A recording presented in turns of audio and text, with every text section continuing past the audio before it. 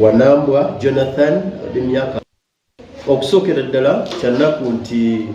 tuluzinze omuvubuka ono Wanambwa Jonathan emyaka 3 kigambibwa nti yattibwa mukwano gwe ayitibwa Agladeni Namono entabweva ku issue y'oku mukwano kigambibwa nti ono omugenzi alina omuwala bwe yayise ewowe ate omuwala oyo n'asangayo ono Namono ekintu ekitasanyusiza Namono era kigambibwa nti musikafu yabaddewo oluvannyuma lw'okuyombagana bw'atyo n'akwata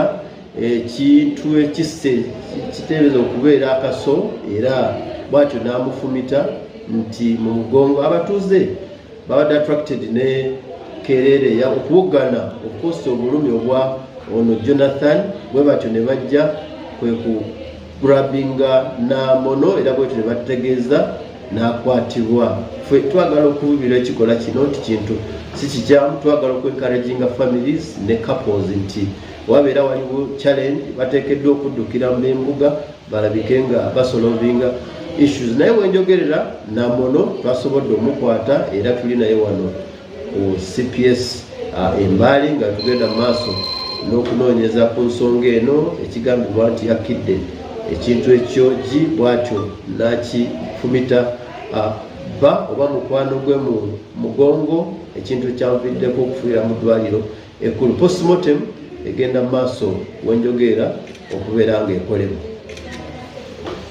Of course okusookera ddala njagala kale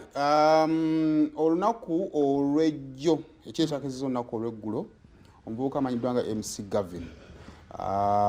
girlfriend we amanyiddwa nga Namono bonna nga badde bawangaalira mu bitundu eby'Embaale eyo yamufumise okukakkana nga amujje mu bulamu obw'ensi eno nga mukulu wakunnyonnyodde ekizibu kyavudde ku buba yamusanze n'omwana omuwala nawe nawulidde nga gamba nti yabadde nawo nga kimanyi nti omuntu gy'ali n'aswamira ddala obudde bwe obumala nga buli kimu akitegeera ekigenda mu maaso n'amulinda n'afuluma. Keesi ezo ezifaanagana bwe ziti ennaku zino nno nnyingi naddala abaana ab'obuwala n'abalenzi nno munnange n'abalenzi actually abavubuka bavubuka keesi ezo nnyingi kati. Enamba yaffe ya WhatsApp olwaliro looza tugenda kuyitaawo n'okola by'oyagala okukola tugenda kuyitaawo kugiteekeyo ebeerewo. Namba yaffe ya WhatsApp tugenda kuyitaawo otupulire obusungu obungi ennaku zino naddala mu young couples obuzibu buva ku ki kubanga kituufu obwenzi bubi n'okuluma bukola ki buluma ate buli omwe bbu bali muluma bubwe naye kiki abavubuka ekibalema okwekontrolinga kubanga oli mu mbeera y'okukola obwenzi mu mbeera y'obusungu oba ontegeera kubanga oli waleetera omuwala mu nnyumba gy'otera okujjamu olidde kiba kimaze okukuwa level gweyo mu bulamu obwa bulijjo nze nandirowoozezza nti otambula butambuzi n'ovaawo n'omanya nti kakati kirabikayinza okuba gwe mbadde ndowooza nti yono naye oyo endowooza ya bw'aba si wange tasobola kuba wo era abasinga obedda bagamba abamuwonye kati kagende abeere mu kkomera naye ng'akimanyi n'abaddamu stress ng'amuwonye. Nani agadde okufuna ku birowoozo by'abakyala nina omwaka oguwedde nali ngenze mu kkomera eyo ekigo kati we nali ntudde nga ntuse mu section wogenda wosooka okutuula nga tonnagenda kulaba bantu oba wosooka wolindira wandibadde nga wolinda waliwo ne kakantiini awo waliwo abantu balindira awo ngenda okulaba nga abakyala bafubutuka endeza basula eyo waggulu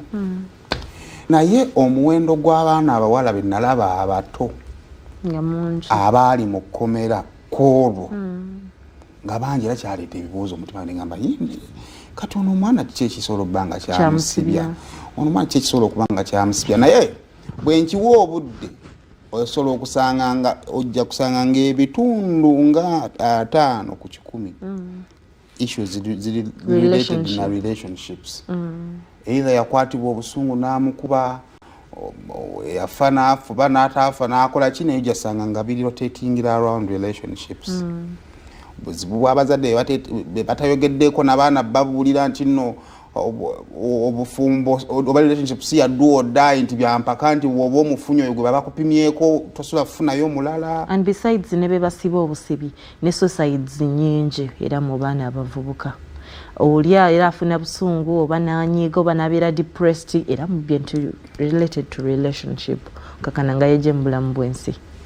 Kale tuweeko enamba yaffe ya WhatsApp ezo 07755392 golowooza kiki kubanga bana abakola bino baveeyo waffe baveeno muffe ate baffe ba relatives baffe baana baffe obuzibu buva kuki tuweze audio tokola mpanvu nsanandise tesukka seconds 30 tusobole okufuna abawerako nga bateesezza mu maaso awo. Kale